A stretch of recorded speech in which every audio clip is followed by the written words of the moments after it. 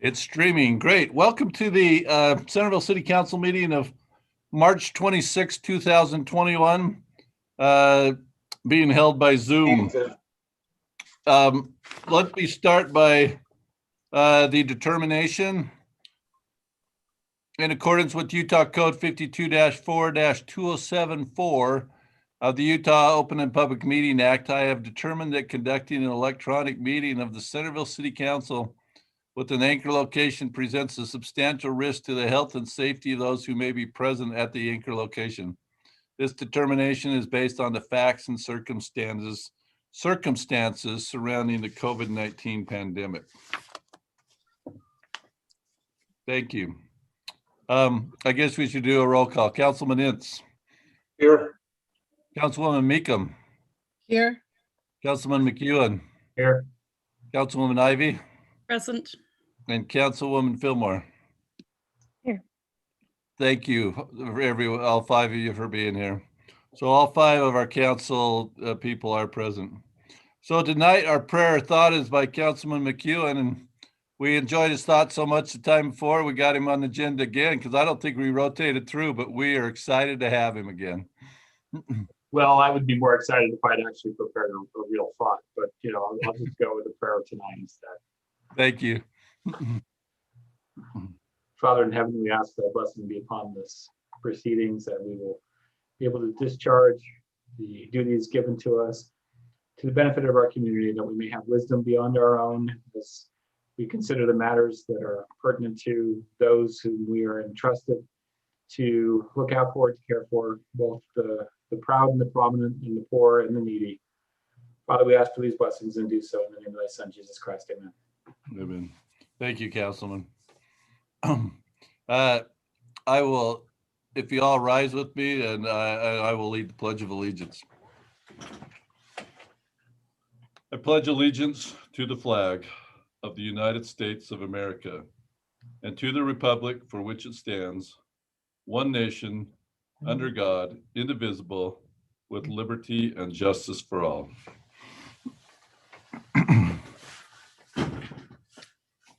Thank you. We're now at the point of our city council meeting where it's the open session. This is always a little bit of a challenge doing it online, but I think we've gotten better at it. So anyone that would like to make a comment regarding any matter that might be on their mind is welcome. Just identify yourself and where you're from for the record, and try and keep your comments to a couple minutes. I will look the instruction on the screen. I will look to see if there's a raised hand on Zoom, and I will also consult other sources in case a call comes in or anything like that. And I'll give it a little bit of time to give you the opportunity. So the open session is now available. Mayor, while we're waiting for people to potentially dial in, I've been asked this question more than once of when are we going to be able to be in person to have these meetings, so that we're not doing exactly what we're doing now. And I've told people that from my perspective, it will make reasonable sense once the vaccine is available to everyone of all ages. That's a pretty good indicator of when we should be looking towards that. Of course, it's not an agenda item we have tonight, but it's germane to the question people have about when can they come in public. Yeah, it's a tricky thing. I think we're one of only a handful, if not the only one, that's been totally Zoom the whole time. Talked to two other mayors today, and they've been a hybrid for a long time. And I think that we've been effective and we got things accomplished, but I'm certainly want to make sure that we can get back safe, and that in working with our residents, the option of attending in person is nice. Now at some of these meetings, it always hasn't been the public still had to call in, but so yeah, we'll look at that. The vaccine's rolling out quick, and we're at 50 and above now, right, Councilman McEwen? And so it's changing every day. So I'm not seeing any hands yet. And so I would take it unless our city recorder tells me otherwise, that we haven't had anybody call in for the open session. So I will close this open session and we will move on to, unless that's a couple names I see here, we're going to contribute to the open session, but they haven't raised their hands, so I guess not. So we will move on to the next part of our business. Item number one on our business. This is a special award that Mike Carlson got, and he's with us tonight. And Mike, to do this justice, I'm going to let Brant introduce it, because this is something that he received in front of his peers 2 weeks ago at the Rural Water Convention down in St. George. And Brant was there as well too. And I think we've all seen some pictures of it, and we're proud of Mike for his accomplishments. So Brant, maybe tell us a bit about it and how and what this award entails. Happy to do so. I think it's always important to recognize our employees, particularly when they're recognized by their respective associations or any other time. And I wanted to make sure we recognize Mike Carlson for his contributions to not only the city and Rural Water Association, but to all the staff and employees that he works with.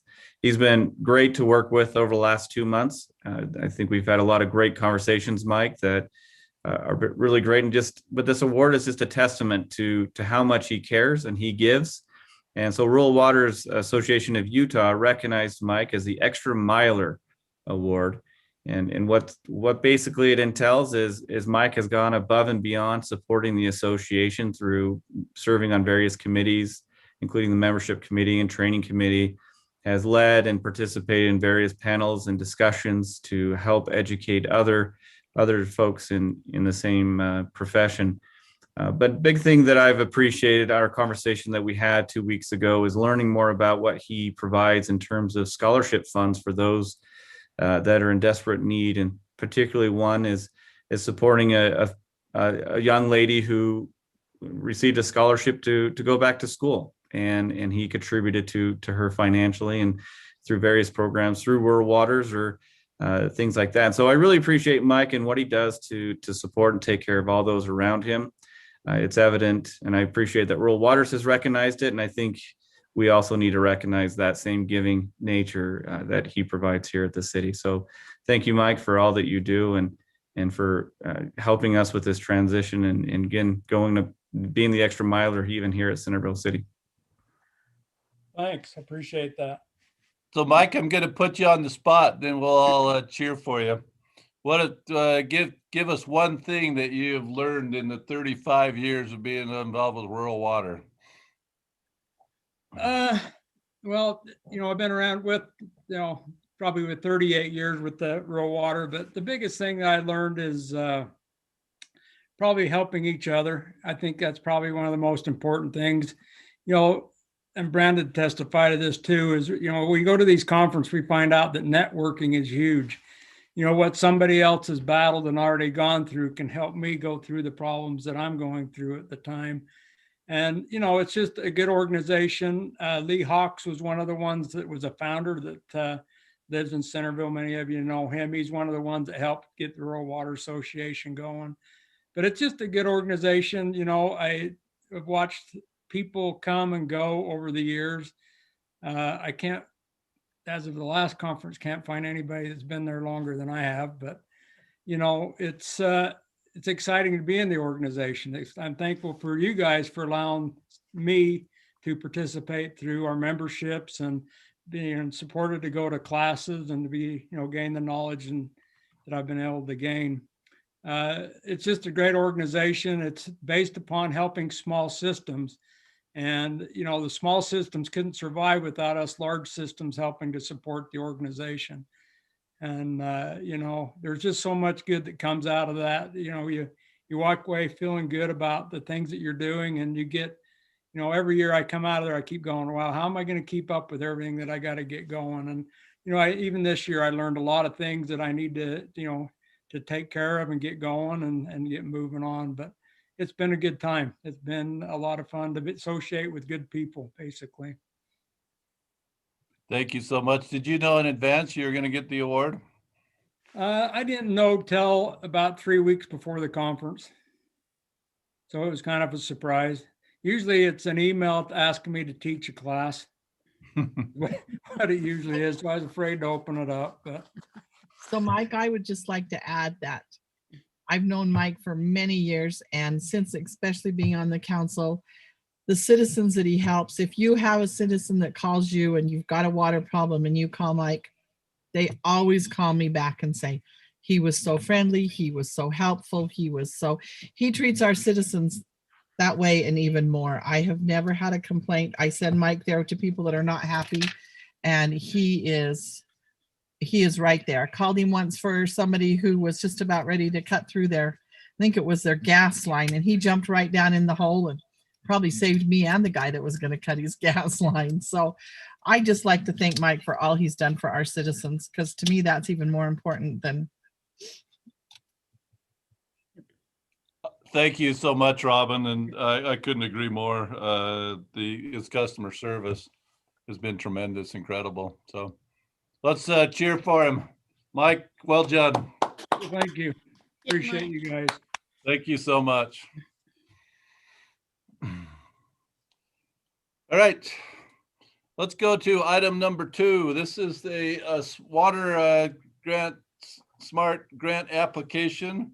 And my screen went down, but Brent, are you or Mike talking about this? We can have Jacob speak about it, or we also have Kevin on the line who's also leading the project as well. Kevin, why don't you go ahead? Okay, great. The main project that we're looking to fund, hopefully, is the green steel tank replacement. We have a site picked out. We've been working with the property owner at the top of Oak Ridge Drive, Mr. Darren Bangeter. So that's the main project that we're looking for. We also have several other shovel-ready projects, which are typically waterline replacement projects. So we do have, like I say, several projects that are shovel-ready that we could use this funding for. Is there anything else you want me to expand on, Brant? This is part of the Ferguson Group's assistance in applying for these grants. The Water Smart grant is one of the most competitive grants, but honestly, one of the most beneficial. The matching contributions are reasonable, not a lot of strings attached to them. That's one of the challenges in finding grants these days, particularly from the federal government, is they have a lot of strings. Water Smart is pretty flexible, but they are competitive. And I think we have a really good chance at this one, and the Ferguson Group do a really good job lobbying our behalf. That's why we have them, that they'll meet with the agencies in DC when we can't and make sure our application is at the top of the pile. So we're hopeful. Yeah, so to explain what we're asking for this evening is we're applying specifically for this grant. We need a resolution that shows support from the city council, financially as well as politically. To explain a little bit specifically what we're planning to do with this grant, Mike has actually been working with the Ferguson Group quite a bit on the specifics on this application. And Mike's here tonight to talk a little bit about what we plan to do with the money, if we get it. Yeah, basically, we're going to try to, they'll match 50% of our funds. So we're asking for up to, well, I guess they'll go up to 150,000 on water meters. And so what we're asking for is to move towards radio read meters and new iPearl meters. Eventually the long term that I would like to see the city at is a fixed base system where we're able to read the whole town in probably less than 4 or 5 hours. We can also aid our system and our citizens. Every year the mayor gets an opportunity to talk to people about writing off their high water bills that's had water leaks. This would, make it to where we could read every month, we could read every day if we want, and we could notify them ahead of a time if they've had a water leak or what have you, or just a gradual use that's going up. So it's something that will help move us down the road a little bit, 75,000, I think that was about 240 meters, if I remember right, but it'll be able to help us, move forward. Every year last couple of years, we've been asking for 45,000 to install new meters and radios at homes. And basically it makes it to where, I mean, we can drive by in a car the way that we do it now, or a work truck, we can drive by and it automatically gets the reads and we're done. So this coming winter will be the first winter that anybody that has a radio that will start reading them 12 months out of the year. So it's a step, in my opinion, in the right direction. It's a direction I've wanted to go for quite some time, but we're just kind of asking for a little shot in the arm to help get us going a little bit more with this, with their 75,000 and our 75,000. In the budget, you'll see there's 50,000, and Jake assures me that if it's approved, that we'll come up with the other 25,000. So if you have any questions I could answer, I'd be more than happy to. Yeah, Mike, I've got one question, and that would be, we just talked about the number of meters. Can you quantify that in percentage of the system that we'd be able to upgrade in this? So we're talking less than 1%, 2%? Well, I don't have numbers that I could give you that would be accurate, I mean, we took and went into the bad areas that were steep hills and hard for the meter readers to do, and we've done those. I need to take a calculation of everything. With the Ferguson group, we're dropping back to Route 1. We figured that we can finish Route 1 and possibly a little bit of Route 2. So we have I think there's about 18 routes that we would need to do to finish up. But like I say, it's just a step. But if you needed more information, exactly how much we have out there, I could have good old Mike Smith query that for us, and he could tell us, where we're at. But, it was just nice. Louisa was reading meters for us, and rather than, well, let me use this example. We have the commercial routes. We're about 275 meters. Our guy would, go out during the winter and have to shovel the snow off the meters and everything. Now with the radio reads, well, we'd spend about 3 days doing it the manual way, the way that we used to. With the radio reads right now, we're reading in less than 3 hours, the 300 meters. So is where we're at today. Yeah, I'm not opposed to it in any way. What I'm really just trying to put in my mind is that scope of work, how long it's going to take to get to. I love the idea of having a city that can be completely read multiple times, because I know there are citizens who would love to know if they've got a water leak when they're out of town or otherwise. So based on what you're telling us tonight, I'm just trying to figure out how many years worth of grants we'd need to get us all the way there. Okay, so let me help you out with this. This is my feeling. Okay, they are battery operated, so they have a lifespan. The meters and the radios are warranted for 20 years, but after 10 years, they're prorated. So my thought and the method that I'm thinking about is, if we do so many a year, when they start going bad, we're not going to have a lump sum. We're not going to have the whole town at once go dead with the batteries, so to speak. It would be a gradual increment, which wouldn't be a hardship for the city. So that's one of my motives of why I'm not in a great big hurry. There's a couple mechanisms that I put into place a couple years ago. Is, when a citizen comes in and they put a new home in, they pay for the water meter. Well, we added the cost of the radio on top of it. So, any new home, the person that's building the home pays for the first radio and meter, obviously. But so, we're taking small steps to move forward. I wouldn't want to just jump in and like 3 or 4 years, have it totally done. I'd like to stretch it out so that it doesn't put a burden on the city in that, a ways down the future when the batteries start going bad, which they will, but they're making better batteries all the time. I remember when radio technology came out, they were getting about 10 years out of them, but they had a way you could replace the batteries, but it was still costly and you had labor involved. So there's also new technology. There's also the radio reads where and what we're talking about, Mike, right, is the driving around in a truck and it automatically populates the computer as you're driving. There's also a command where you have towers centrally located and automatically feeds the tower and actually gives you real-time data.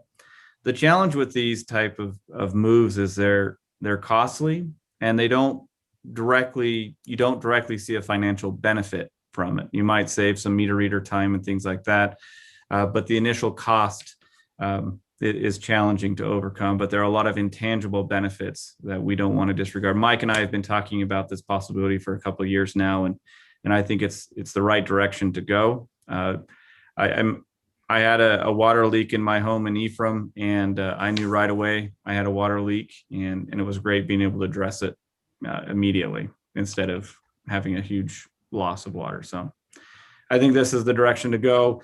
I think Mike's process of so many over certain years is a smart way to go as well. So we don't have a huge cost, not to mention that our water fund is very restricted right now in terms of finances and reserves.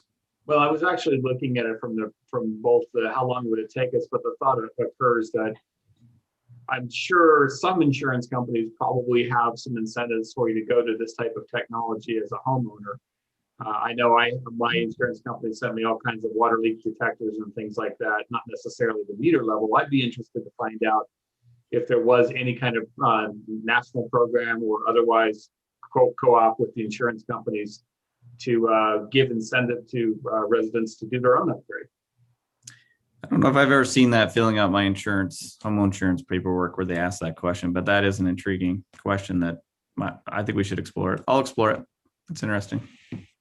Just one other comment, and it's just a sideline is, at any time we could have Weber Basin read our meters for us fixed base, and we wouldn't have to. They would take and load it down onto Cassell and ship it off to us, but they do want to charge us. So, and not to mention they might have access to our data, and I'm not a big fan of that either. So exactly. Well, we talked about it, but I just wanted to throw that in. There is that possibility if you ever want to.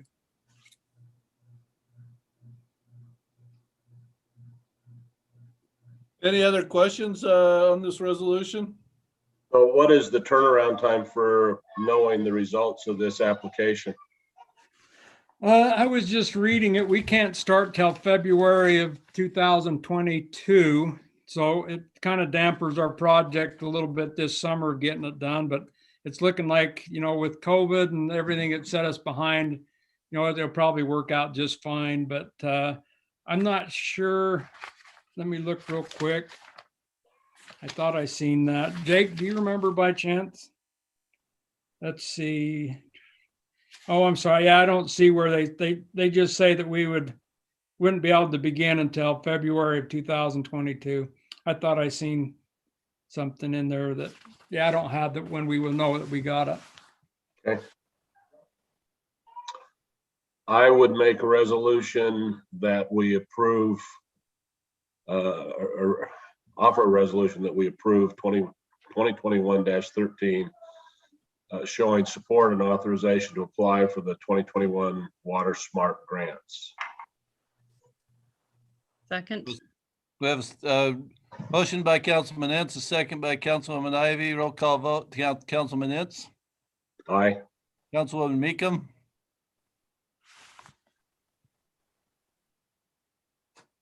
Her mouth moved aye. Councilman McEwen. Aye. Councilwoman Ivy. Aye. And Councilwoman Fillmore. Aye. That motion passes 5-0. Thank you. They wanted to bring this before council and to have you hear about it. And so I will get that resolution signed tomorrow so they can get that grant application in. Speaking of Water Smart grants, I wonder if we have a plan to move forward to try to do kind of a rip your strip or whatever we decided it would be called movement in the city. Yes. Brent, So I talked about that. Brent, why don't you address it? yeah, so we're meeting as staff Thursday to discuss this, but we're also want to make it a combination. We think this is still relevant with our sidewalk issues that we're dealing with. So we'd like to combine the two ideas and have a discussion on the flip the strip as well as concrete and making sure we address our sidewalk issues. Well, right now we're just doing Band-Aids, but we need a more robust solution on how to move forward. So yes, we'll be meeting as staff Thursday and making a recommendation at our next city council meeting. I saw Councilman Fillmore mouth. Okay, so thank you, Brent. Okay. Next item, it's actually in your packet for you to look at, but we don't have Marcus report monthly, reports quarterly. So you have February's in there to look at, but as far as discussion on it, Marcus will be with us next month to discuss the quarterly financial report. Unless you see anything in that February and looking at it that you might want to ask Jake about. I don't think so, Jake. So, okay. Let's move to item number 4. This is the water line parts order from Chase to Parish. Then we have Mike here again. Mike, it's your It's the night. It is the night. We're making you earn that award. I know it. I know it. It's okay.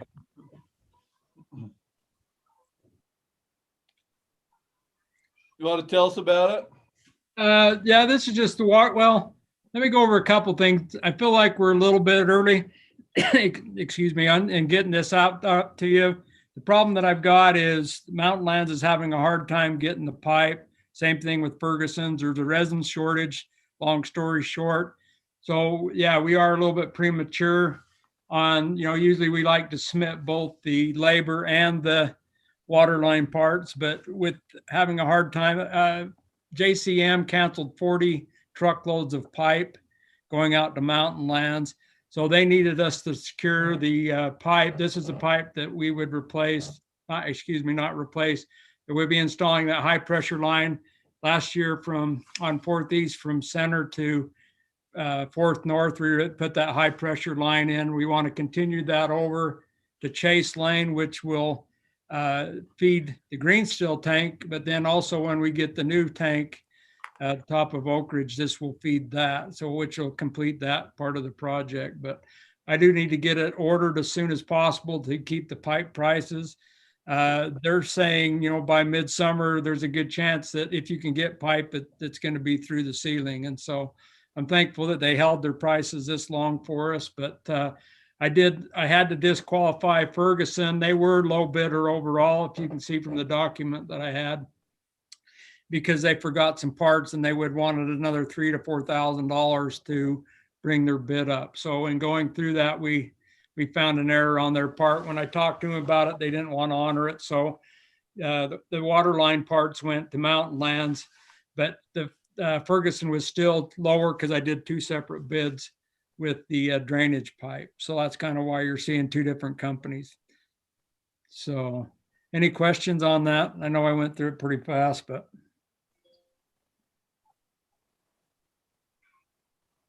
How long are you projecting that stretch will take this summer? Well, there again, it's a hard one to call. I don't know. I haven't talked with Kevin, and Kevin is here, but I don't know how many other utilities are jumping on board to replace their stuff. I actually hope all of them are, to do whatever upgrades that they're going to do. Irrigation will start, but I think it's going to be another long summer, just like before. But we'll probably have to do some road closures. I guess between Parish Lane and London Road at some point in time, because it's going to be very, very tight in what we're doing. So yeah, it's not going to be a fun summer. Not looking forward to it, but looking forward to having it done. So I don't know if Kevin's put together a timeline at all on it, but I'm hoping that, in August, maybe we're starting to pave. I don't know. That would be a wish probably on my part. Yeah, I think you're looking at 2 months for the Dual Creek replacement and then another couple months for the city transmission line.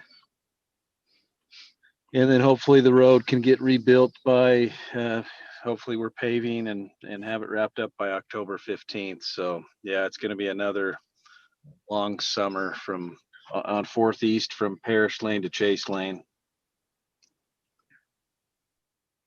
And I think we'll go back, this is ahead of schedule, but we'll go back to the big boards notifying our residents of what we're going to do.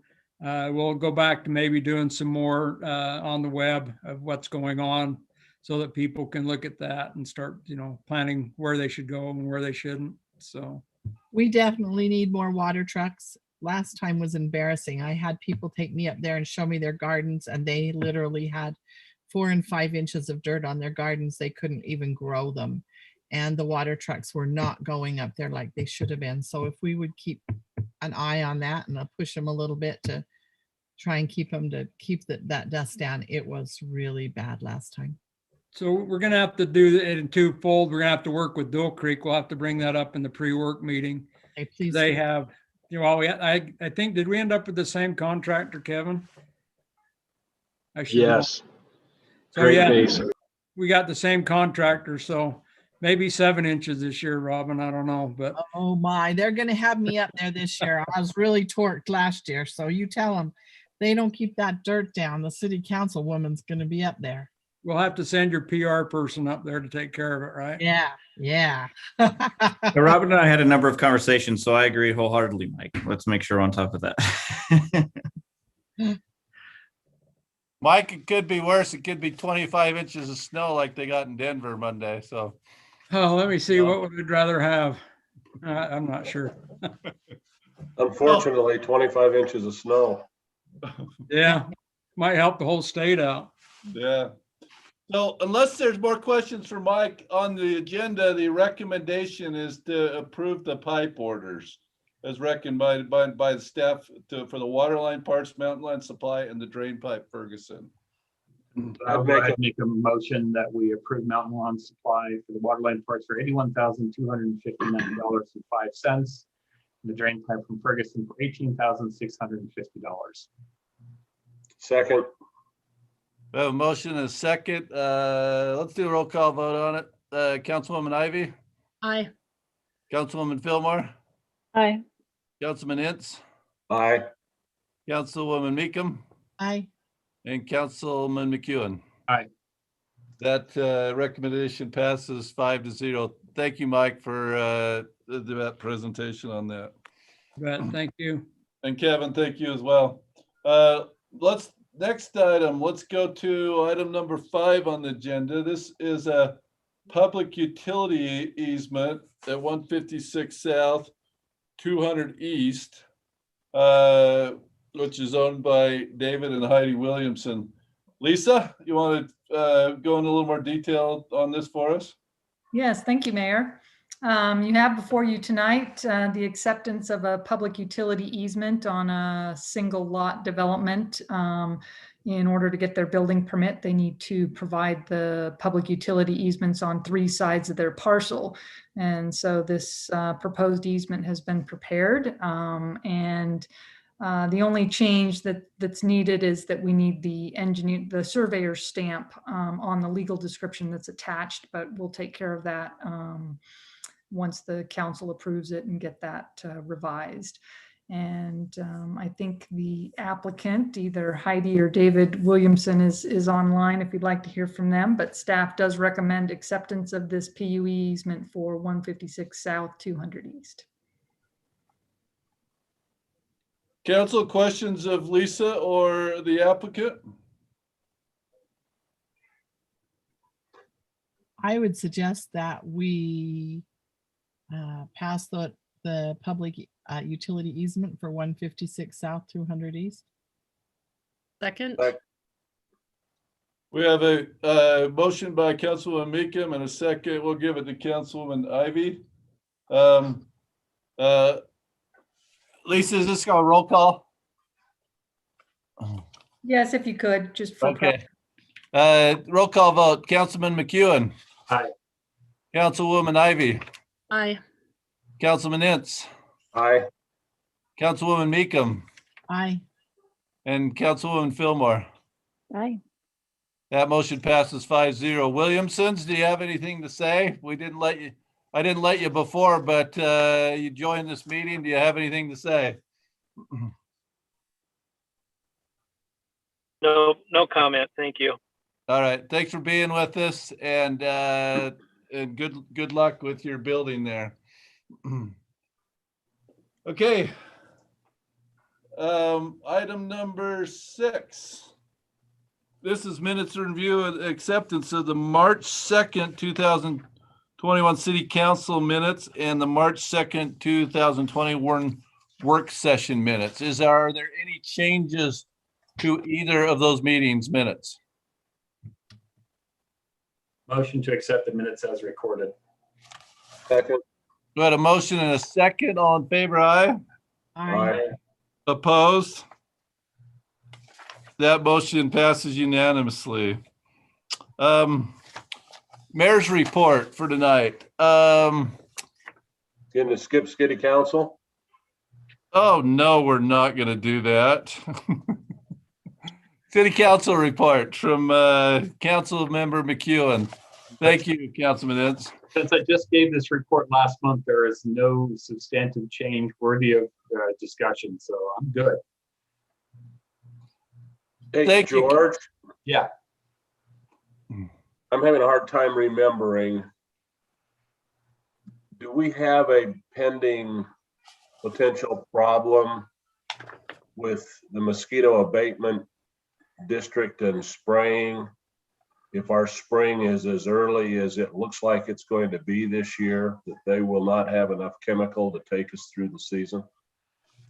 There have been shortages in chemicals, but we've been doing some pre-buying, so I think we're in good shape. In the board meeting we just held, there was no indication that we would not be able to meet demand. The major concern was with the availability of vaccines. We've been able to get staff members who are permanent staff members vaccinated, but most of the folks who run the bike crews or who go around and put the tablets in the storm drains are generally teenagers or college age kids, and they're not on the short list right now for vaccination. So the real discussion is how do they maintain the COVID protocols they had in place last year until the vaccines are available for everyone. But given the velocity right now of vaccinations, that's probably not going to be an issue by the time they get all the biking crews set up and going. But there's nothing that it indicates we're not going to be in good shape right now. It's just what I've heard from the weather is that we're pretty much through with winter, which means spraying earlier than normal. I hadn't even thought about the COVID issue. I was worrying about the chemical supplies. Yeah, we're in good shape for that. Of course, there's some other practical issues that come into that with availability of pilots. We've had pilots who've had some medical issues who are not able to fly for us right now. There's a plane that's actually down in Louisiana that needs to be ferried up to Utah for use by the mosquito abatement district. But as it stands right now, those are logistical details. But Gary indicated no major issues from his perspective in being able to start the season on time. Okay, thank you. Thank you for the question, Councilman. And Councilman McEwen, I just would throw out there on the Trails Committee, you do have 3 new members, and one of the members, the existing members called me today, and those 3 new members, good people, excited people. I met with all of them individually. So we got you fully staffed there. So they needed a new chair because their old chair moved out of town. And so you're probably aware of all this, but it was just on my mind when I was thinking other things that you're over. So just to report that to you. All right, thank you. You bet. Now it's Mayor's report. So the biggest thing I have to report, there hasn't been a lot of meetings the last couple of weeks, but there has been a couple of things going on within the city. I know this has been an ongoing report, but hopefully it's been useful to you. The mobile home park, a CW land, expedited the process to get their air quality report. And I assisted them with that in writing a letter, that Lisa put together for me, just because the thing was causing some problems. We felt it was a hazard. There were looters in there, that type of thing. So with that though, there has been in the last couple of days quite a bit of destruction. And I got a call just before council meeting started, and CW land's been really good. I think they've been complying with everything, but I haven't reached out to anybody yet, but I guess there's some potential dust concerns. And so hopefully that they can keep that in control as well too. Robin made me think of dust when she brought up when we brought up the road. So there's been that going on. The next time we meet is 3 weeks from now. I will have a number of things to report on because all the meetings I have 5 or 6 committees in the next 3 weeks that I will meet with to be able to report to you more. Mayor, if we could, back on their destruction, if you could have them police their fence line a little bit better. I've noticed it's breached again on the frontage road side. It's completely open, the traffic can come in on.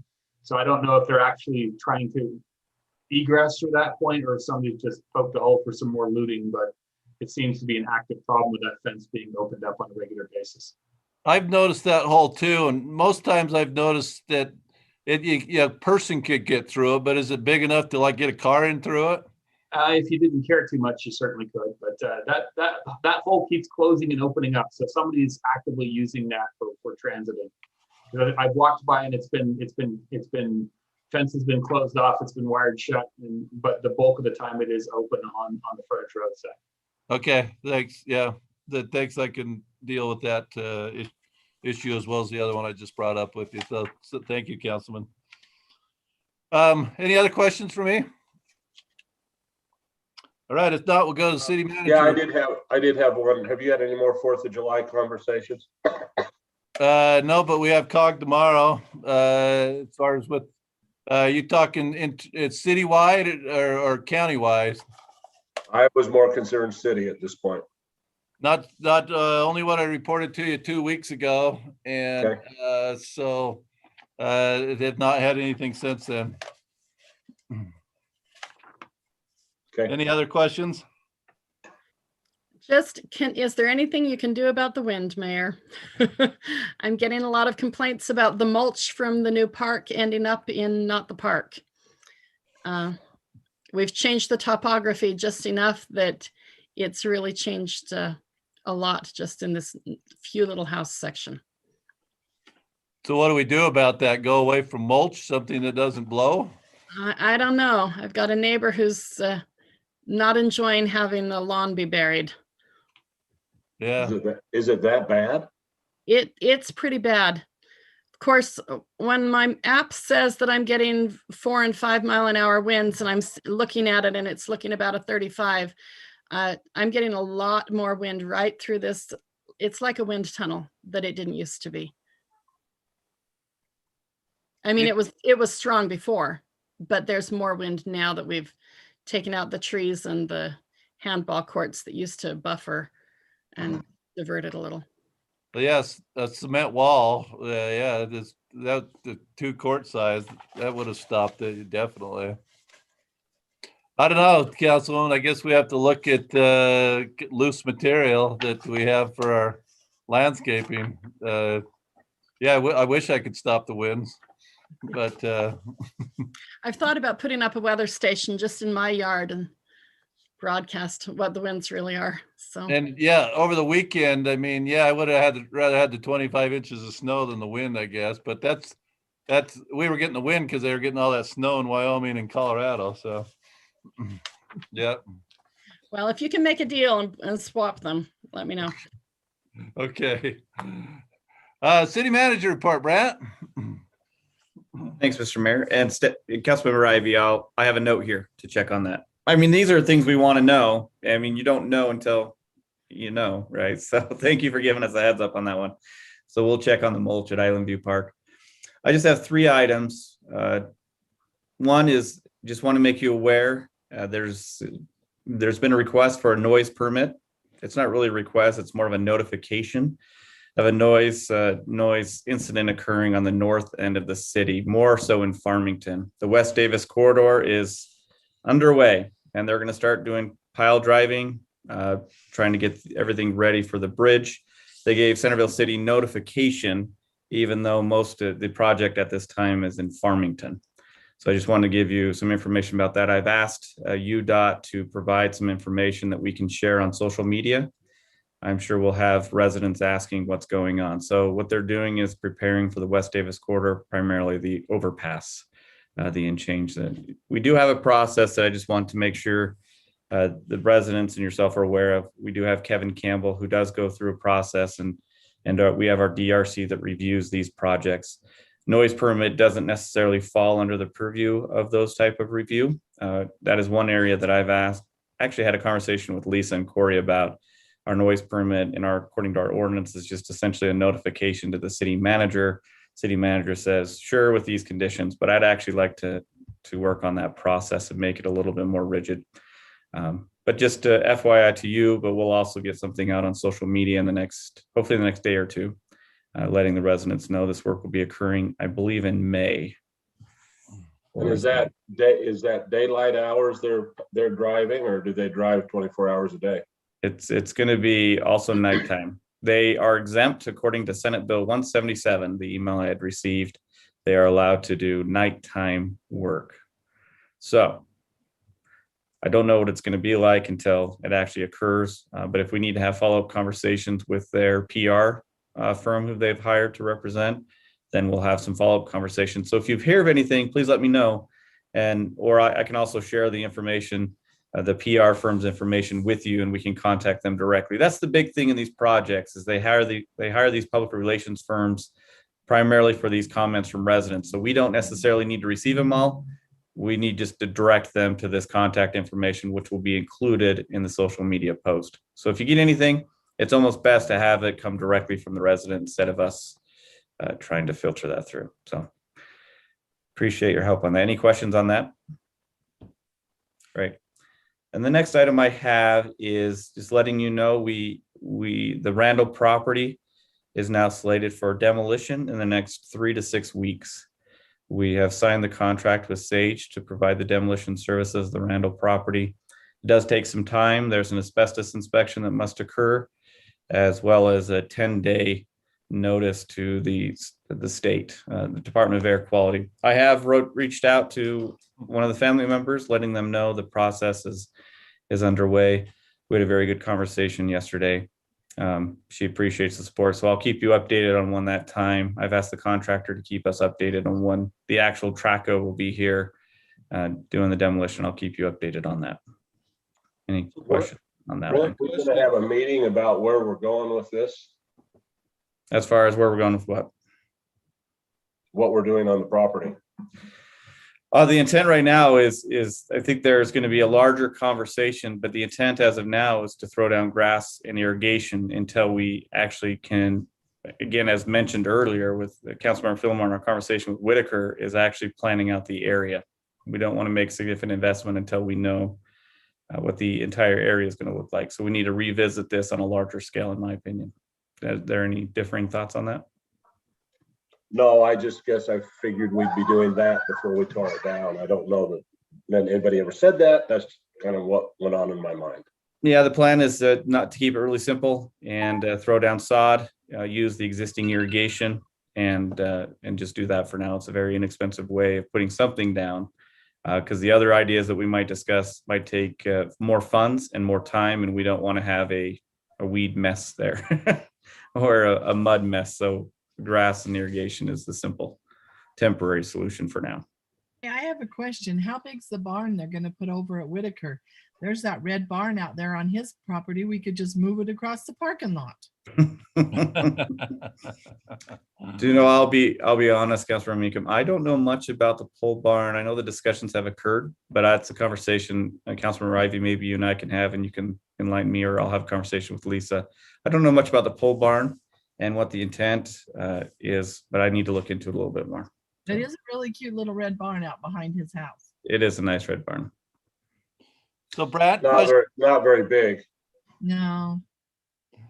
I had a question for you, Brad. There was sometimes that I don't know why my camera stopped. Sorry about that. There was talk about our safety, public safety departments battling to who got to do some training over there. Was that decided against on the Randall home? So honestly, I'm not a big fan of using facilities. There's a liability concern, of course. Yeah.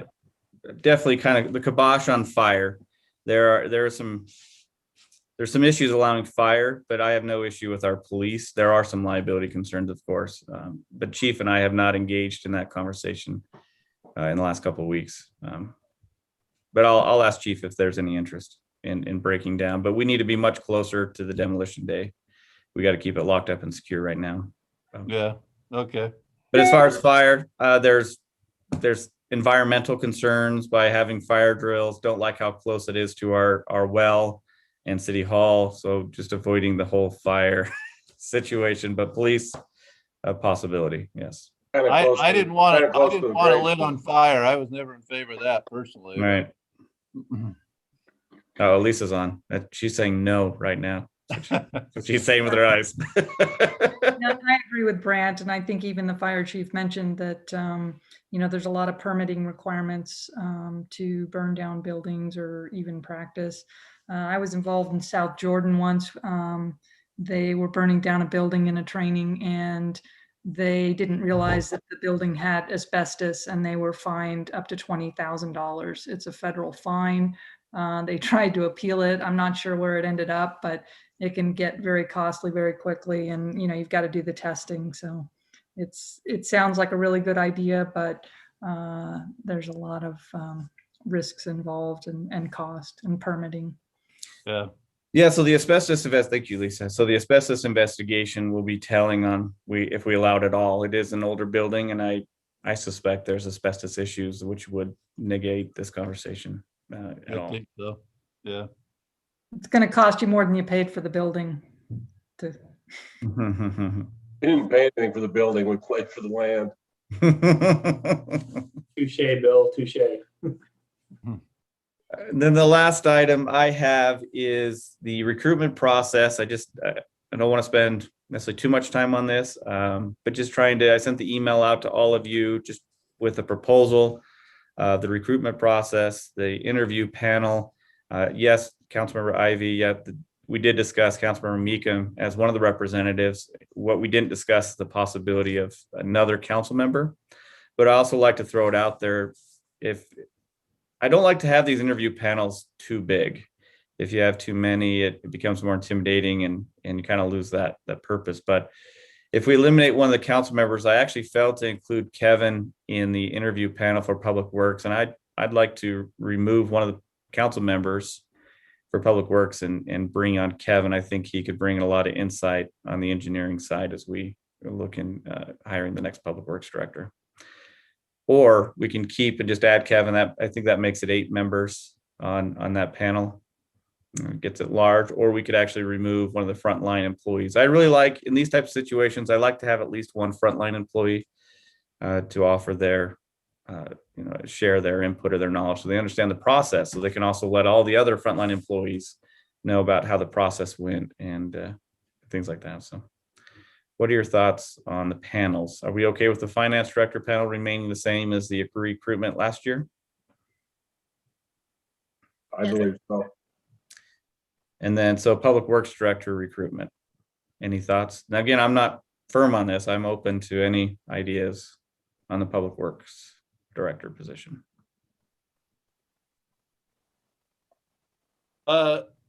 I like the idea of Kevin. So do we have 2 council members would like to be involved, or is this just Robin? That would be the question, I guess.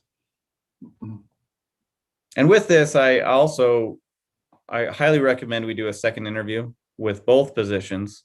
It doesn't necessarily need to be the same panel.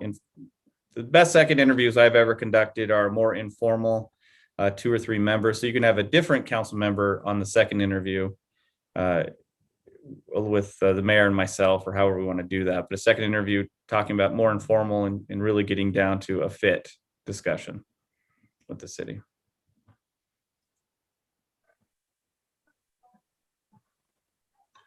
I don't know that I think that 8 is too much. Okay. I can see the logic of Kevin.